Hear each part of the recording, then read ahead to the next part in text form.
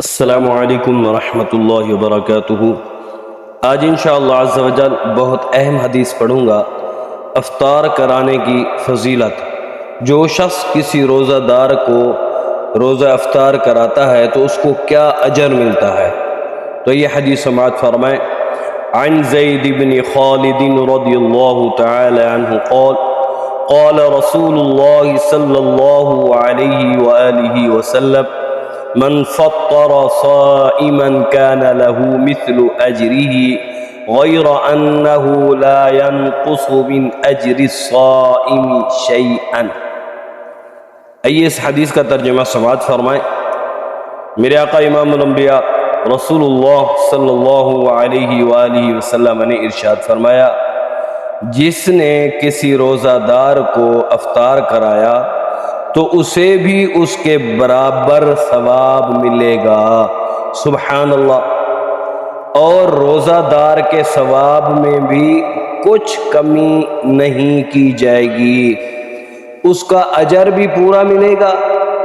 روزہ جس نے اپنے بھائی کو روزہ افطار کرایا ہے اس کو بھی اس کا ثواب ملے گا، اور جس نے روزہ رکھا ہوا تھا اس کے ثواب میں بھی کوئی کمی نہیں ہوگی، اس کو بھی پورا ثواب ملے گا۔ یوں سمجھیں کہ اب کسی انسان نے اپنے ایک بھائی کو یا دو کو روزہ افطار کرایا ہے، اس کو روٹی وغیرہ کھلائی ہے، تو اس صورت میں اللہ تعالیٰ اب دو روزوں کا اس کو، اگر دو شخص ہیں تو اگر ایک بھائی ہے تو پھر ایک اور روزے کا اس کو مزید ثواب مل جائے گا۔ ایک تو اس کے اپنے روزے کا ثواب ہوگا، دوسرا ایک شخص کو اس نے روزہ افطار کرایا تو پھر ایک کا ثواب ملے گا، اگر اس نے دو کو کرایا تو پھر دو روزوں کا اس کو ثواب ملے گا۔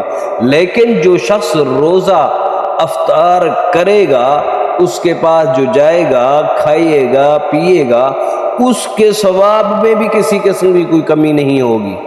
یہ حدیث ترمذی شریف کے اندر موجود ہے، اس کا جو نمبر ہے یہ ہے 807۔